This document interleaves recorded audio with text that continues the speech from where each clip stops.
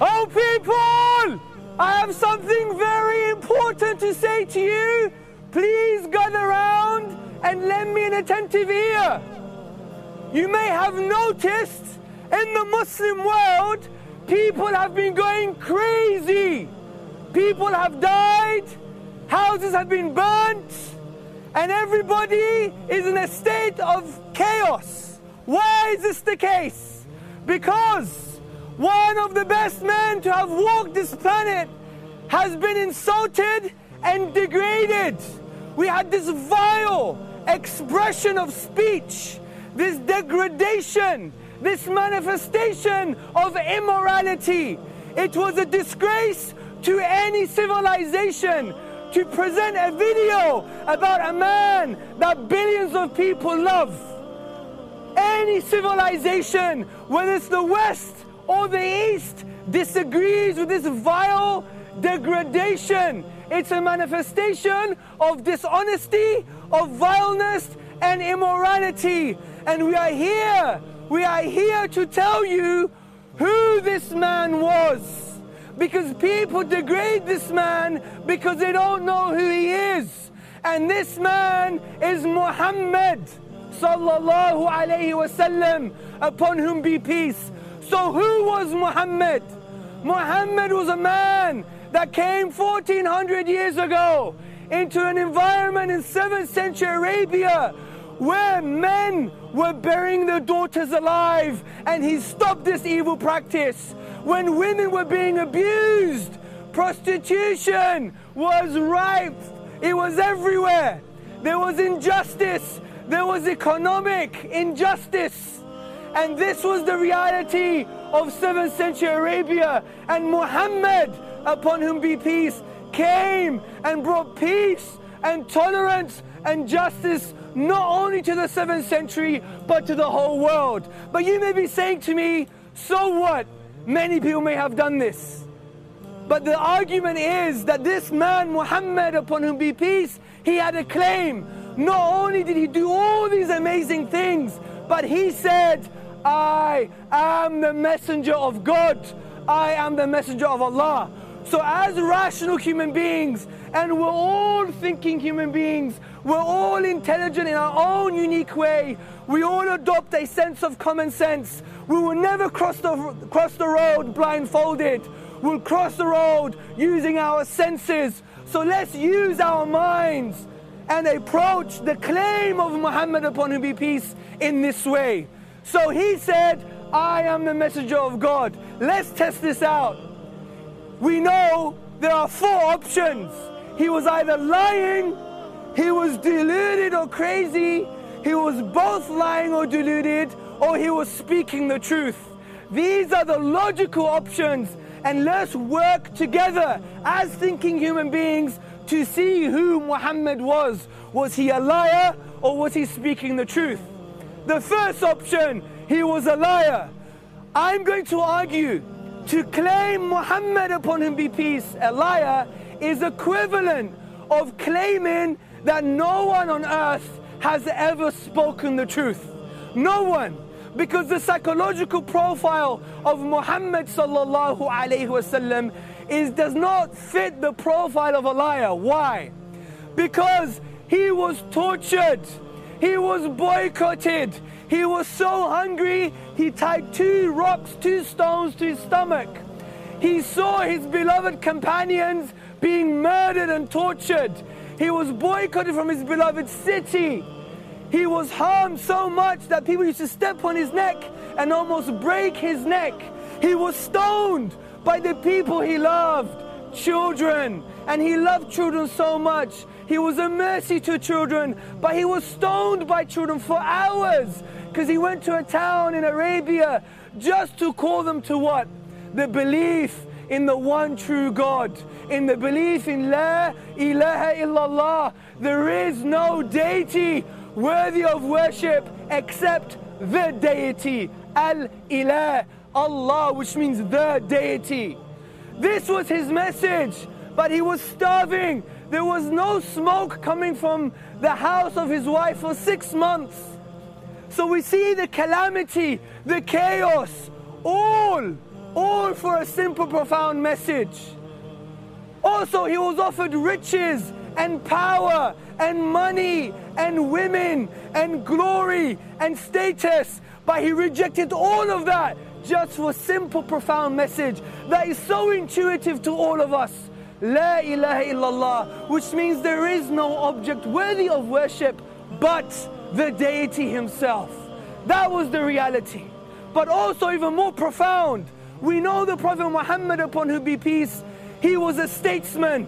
And there were battles, and these battles were to defend the Muslims and the non-Muslims. Because under the Medinan state, we had to protect everybody within that state, even the non-Muslims.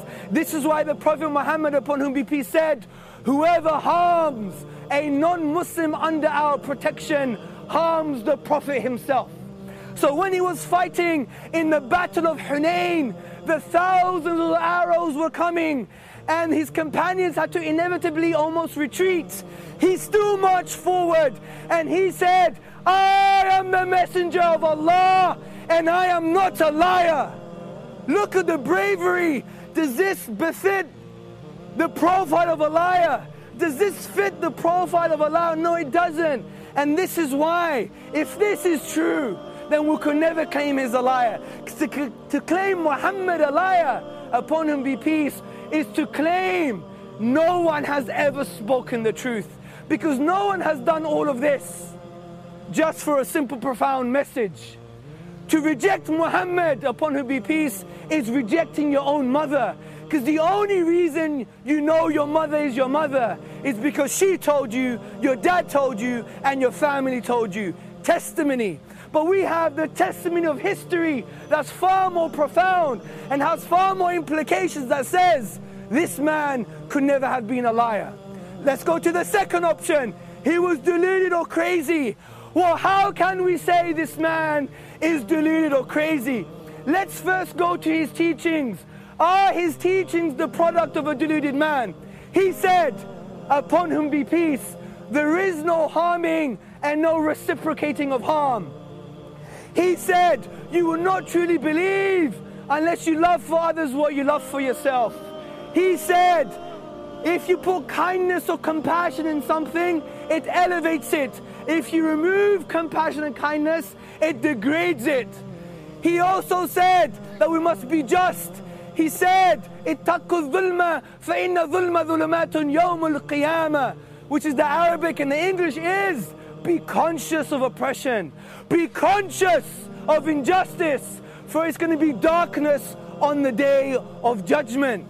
The Prophet Muhammad, upon whom be peace, he gave us an amazing economic theory that has transcended communism, socialism, liberalism, neoliberalism, libertarianism, utilitarianism, all the isms and schisms and the mirages that we chase in the political desert. He transcended all of this because he said to us that the son of Adam, you, the human beings, all they need is food, shelter and clothing. He defined their essential limited needs and therefore created an economic theory of distribution. But capitalism has failed us, the disease of capitalism, because it says there's too many needs, not enough resources. But the Food Agricultural Organization has said there is enough calories on this planet to feed 3 planets. So 1400 years ago, his geopolitical theory transcends time. So how can we say this man was mad or deluded?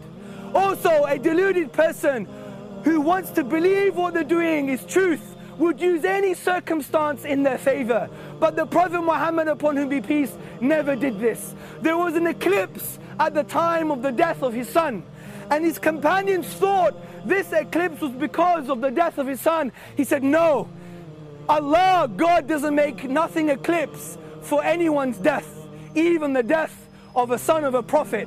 If he was deluded, he would have said, oh yeah, this has really happened because I am really a prophet. So we see it is impossible that he is deluded. What about the third option? He's both lying and deluded. This again is a logical contradiction. Can we have a square triangle? Impossible. A square has 4 sides, a triangle has 3. A square triangle, 3 becomes 4, 4 becomes 3. It's impossible. It's like justifying the Trinity. It's impossible. So, how can someone lie, which means they know they're not speaking the truth and maintaining a falsehood, but someone who's deluded is someone who thinks they're speaking the truth, but yet is based on falsehood. These two things are contradiction. So, my friends, my dear fellow human beings, my brothers and sisters in humanity, rationally we know he must have been speaking the truth, because we've discussed that he could never be a liar. We discussed that he couldn't be deluded. We discussed that he couldn't be a liar and deluded. Therefore, he was speaking the truth. And if he was speaking the truth, brothers and sisters and friends, if he was speaking the truth, it means indeed he was a messenger of God. It is no wonder the Arabs at the time, his own enemies, called him the trustworthy. So this is who Muhammad was, upon whom be peace. A man that changed reality. A man that you may not believe in, but he's affected all your lives in a profound way. Someone give me the name.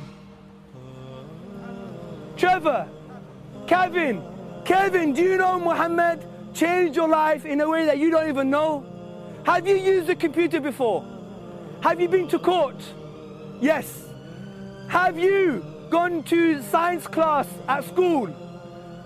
In all these ways, Muhammad changed your life. Do you believe in tolerance? He's changed your life. And let me explain why. Who's got an iPhone? Who has an iPhone or BlackBerry or a computer at home? Do you have a computer at home? Yes. The very reason you could go on Twitter, you could go on Facebook, you could use an iPhone, you could use your iPad, is because of Muhammad. You may think I'm crazy. I am crazy, but not today. Let me tell you something. The reason we have the computer and the iPhone is because of Muhammad, upon whom be peace. Let me tell you why. Because of his teachings of tranquility, tolerance, justice, economic distribution, bringing people together. Because of these teachings, we developed an amazing Islamic environment in Islamic Spain. Who's heard of Islamic Spain before? Many of us. There was a convivencia, which literally means a coexistence. And this coexistence facilitated the progress that we needed to develop theories and to develop notions and assertions like the algorithm. Without the algorithm, you will never have a computer, an iPhone, or an iPad. And this came from Muhammad sallallahu alaihi wasallam, because he gave us the teachings to facilitate that progress. Who's got a £20 note? Who's got a £20 note? Who's got a £20 note? Well, if you look behind your £20 note, there is a man called Adam Smith. Adam Smith wrote, and he was the 18th century founder of capitalism. And Adam Smith wrote that if it wasn't for the empire of the caliphs, the Muslims, we wouldn't have the tranquil environment to look into the interconnecting principles of nature. And this is why Professor Thomas Arnold, a historian, an Arabist, what did he say? He said, brothers and sisters and friends, he said that if it wasn't for Islamic Spain and Islam, we would not have the Renaissance and we wouldn't have the scientific revolution. So, Calvin, he's affected your life from that perspective. You've been to court. The very reason you, Kevin, could walk into court and say that I'm innocent, the presumption of innocence came from the Muslims. And we don't even know this. We don't even know this. If we read the academic works of Marcel Boissard in his 1980s article on the probable influence of Islam on the presumption of innocence, he writes that King Louis IX traveled to the east and met a monk, and this according to the chroniclers, and he spoke to this monk, And this monk taught King Louis IX a prophetic tradition of Prophet Muhammad, upon whom be peace, about justice and the presumption of innocence. And King Louis IX went back to Europe, and he was accused.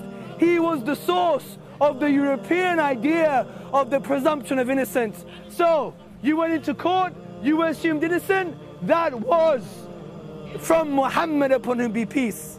Also, tolerance. What about tolerance? We see different colors here, different nations and races and religion. Britain is based upon tolerance.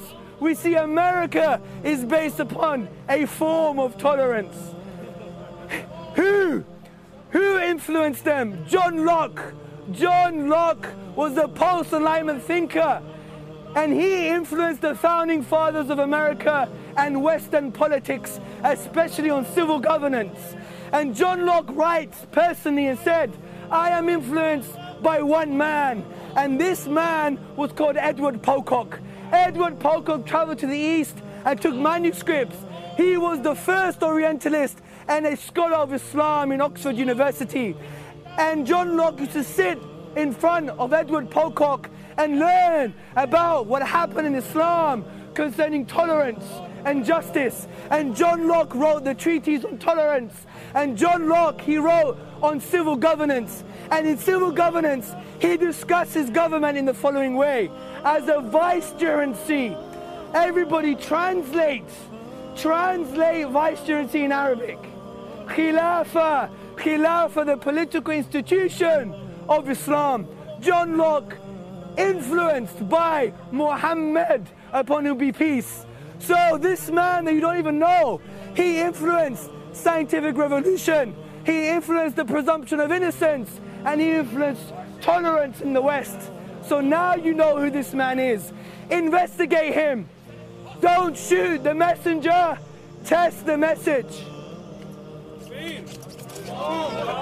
Testthemessage.com. And I like to say something to everybody. What I like to say, everyone, is now what you've heard, have an open heart and an open mind. And if you don't know, then ask. As the Prophet Muhammad, upon whom be peace, said, the cure to ignorance is to ask and learn.